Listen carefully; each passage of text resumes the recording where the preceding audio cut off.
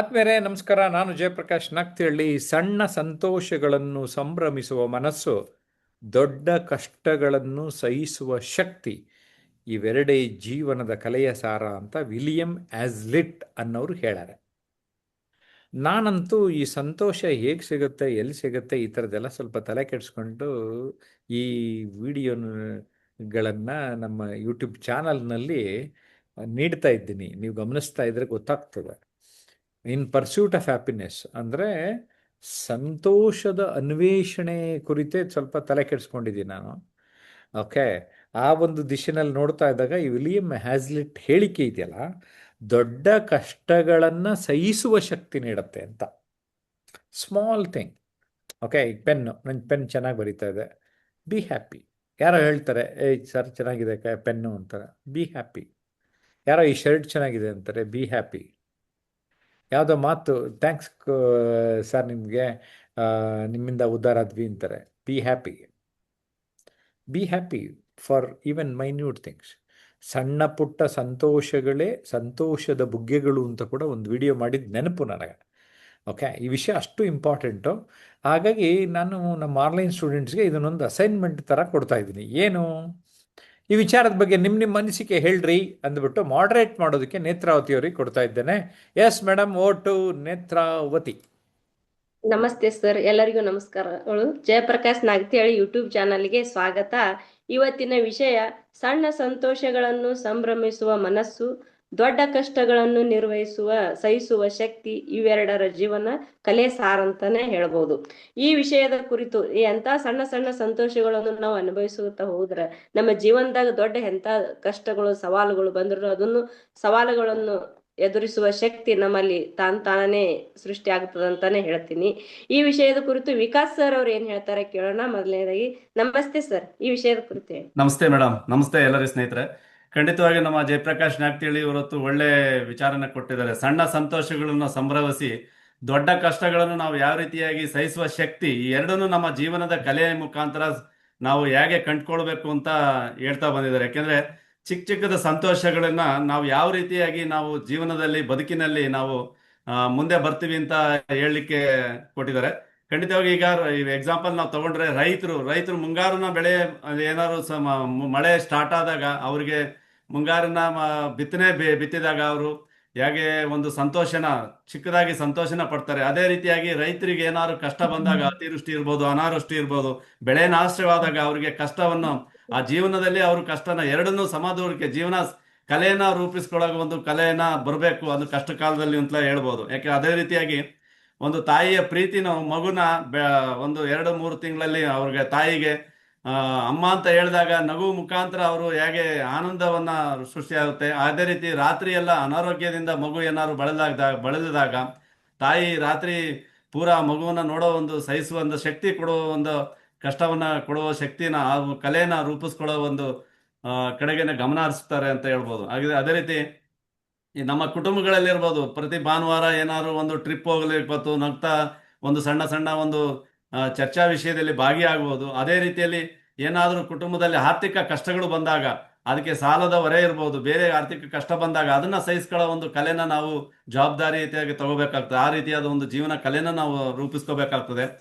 ಹಾಗೇನೆ ನಮ್ಮ ಪ್ರಕೃತಿನಲ್ಲಿ ಸಣ್ಣದಾಗಿ ಏನಾದ್ರು ಮುಂಜಾನೆ ಇದು ಸೂರ್ಯ ಕಿರಣಗಳಿರ್ಬೋದು, ಮಂಜಿನ ಹನಿಗಳನ್ನ ಸಂತೋಷದ ಮುಖಾಂತರ ತಗೊಂಡಾಗ ಅದೇ ದೊಡ್ಡ ಬದಲಾವಣೆಗಾದಾಗ ಗಿಡ ಮರ ಅಂದ್ರೆ ಬಿಸಿಲಿನ ತಾಪ, ಮಳೆ, ಬಿರುಗಾಳಿ ಬಂದಾಗ ನಾವು ಬಿಸಿಲಿನ ತಾಪದಲ್ಲಿ ಕಷ್ಟಗಳನ್ನ ಅನುಭವಿಸೋ ಒಂದು ಜೀವನದಲ್ಲಿ ಕಲೆನ ನಮ್ಮ ಜೀವನ ಸಾರಾಂಶದಲ್ಲಿ ಇದನ್ನ ನೋಡ್ಬೋದು ಅಂತ ಹೇಳ್ತಾ ನಾನು 2 ಮಾತುಗಳನ್ನು ಮುಗಿಸ್ತೇನೆ. ಧನ್ಯವಾದಗಳು.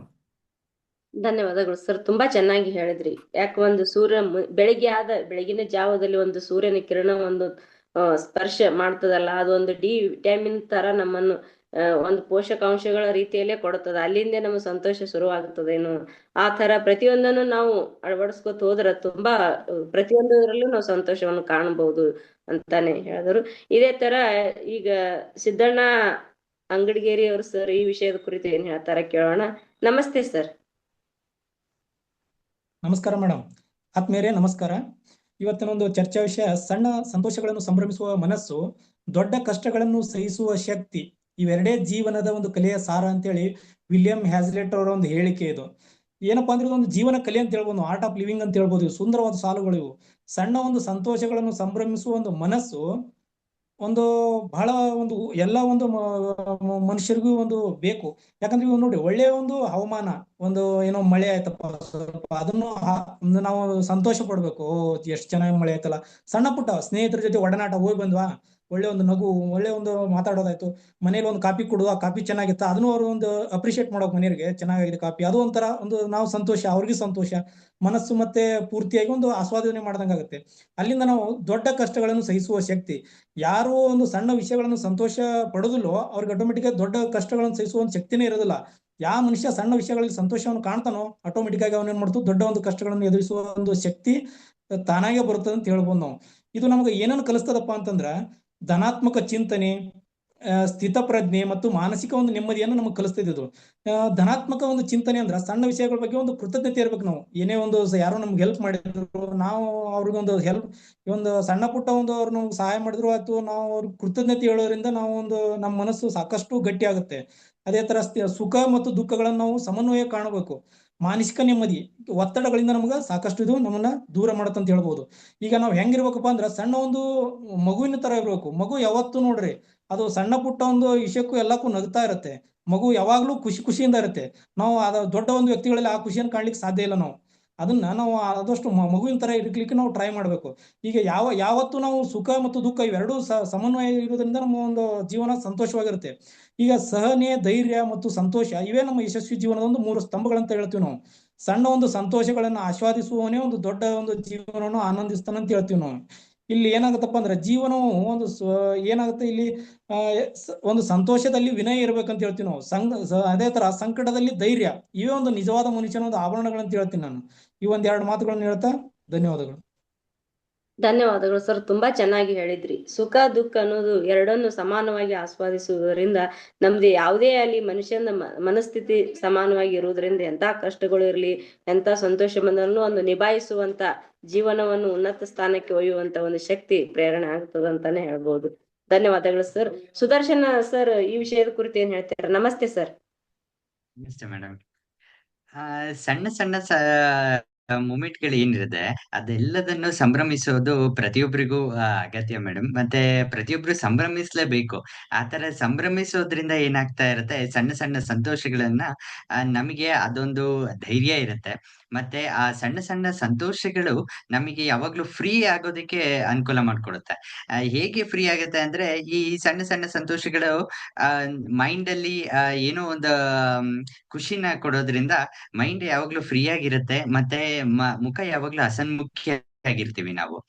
ಮತ್ತೆ ಈ ಸಣ್ಣ ಸಣ್ಣ ಸಂತೋಷಗಳು ಏನಿದೆ ಅಲ್ಲ, ಪ್ರತಿಯೊಂದು ಕ್ಷಣನೂ ನಾವು ಅನುಭವಿಸ್ತಿದ್ದಾಗ ಆ ಕ್ಷಣ ನಮಗೆ ಆ ಸಣ್ಣ ಸಂತೋಷಗಳು ಅನುಭವಿಸೋದಿಕ್ಕೆ ಸಾಧ್ಯ ಆಗುತ್ತೆ. ಮತ್ತೆ ಆ ಸಣ್ಣ ಸಂತೋಷಗಳನ್ನ ಸಂಭ್ರಮಿಸೋದಕ್ಕೂ ಕೂಡ ಸಾಧ್ಯ ಆಗುತ್ತೆ.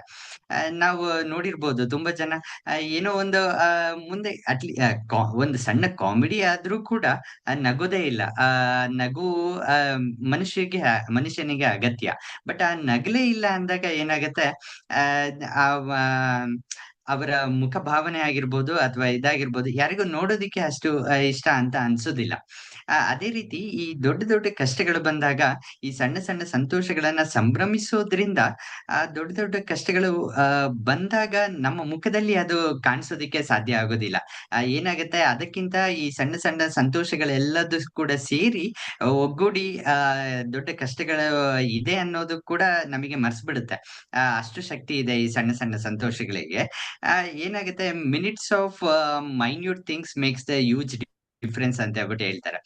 ಹಾಗೆ ಒಂದೊಂದು ಕ್ಷಣನು ಕೂಡ್ತಾ ಸಂತೋಷವಾಗಿ ಕೂಡಿಡ್ತಾ ಹೋದ್ವಿ ಅಂದ್ರೆ ನಮ್ಗೆ ಯಾವ್ದೇ ಒಂದು ದೊಡ್ಡ ಕಷ್ಟ ಬಂದಾಗ ಅದನ್ನ ಮರೆಮಾಚ್ಬಿಡುತ್ತೆ. ಮತ್ತೆ ಅದಕ್ಕೆ ಒಂದು ದಾರಿನೂ ಕೂಡ ಅದನ್ನೇ ತೋರ್ಸ್ಕೊಡ್ಬಿಡುತ್ತೆ ಅಂತ ಹೇಳ್ಬಿಟ್ಟು ಹೇಳ್ಬಹುದು ಮೇಡಮ್. ಧನ್ಯವಾದಗಳು. ಧನ್ಯವಾದಗಳು ಸರ್, ತುಂಬಾ ಚೆನ್ನಾಗಿ ಹೇಳಿದ್ರಿ. ಯಾವುದೇ ಅಲ್ಲಿ ನಮ್ಮ ಜೀವನದಲ್ಲಿ ಬರೋ ಪ್ರತಿಯೊಂದು ಘಟನೆಯು ಸಣ್ಣ ಪುಟ್ಟ ಘಟನೆಯು ಸಂತೋಷದ ಒಂದು ಸಂಭ್ರಮವನ್ನು ಸವಿಯುತ್ತಾ ಹೋದ್ರೆ ನಾವು ಎಂತ ದೊಡ್ಡ ಕಷ್ಟಗಳು, ಎಂತ ಜೀವನದಲ್ಲಿ ಎದುರಾಗುವ ಎಂತ ಸವಾಲುಗಳಾಗಲಿ ಯಾವುದೇ ಅಲ್ಲಿ ಸಲೀಸವಾಗಿ ನಾವು ಅದನ್ನು ಫೇಸ್ ಮಾಡ್ಕೊಂಡು ಮುಂದೆ ಹೋಗ್ಬೋದು ಅಂತ ಹೇಳಿ ಈ ವಿಷಯದ ಕುರಿತು ಎಲ್ಲರೂ ಚೆನ್ನಾಗಿ ಮಾತಾಡಿದ್ರಿ. ಜಯಪ್ರಕಾಶ್ ನಾಗತಿಹಳ್ಳಿ ಯೂಟ್ಯೂಬ್ ಚಾನಲ್ಗೆ ಸಬ್ಸ್ಕ್ರೈಬ್ ಮಾಡಿ ಮತ್ತು ಲೈಕ್ ಮಾಡಿ, ಕಮೆಂಟ್ ಮಾಡಿ. ಹೆಚ್ಚು ಹೆಚ್ಚು ಕಮೆಂಟ್ ಮಾಡ್ತಾ ಹೋದ್ರೆ ಸರ್ ಅವ್ರು ಅದಕ್ಕೆ ಆನ್ಸರ್ ಮಾಡ್ತಾರ ಅಂತ ಹೇಳಿ ಧನ್ಯವಾದ.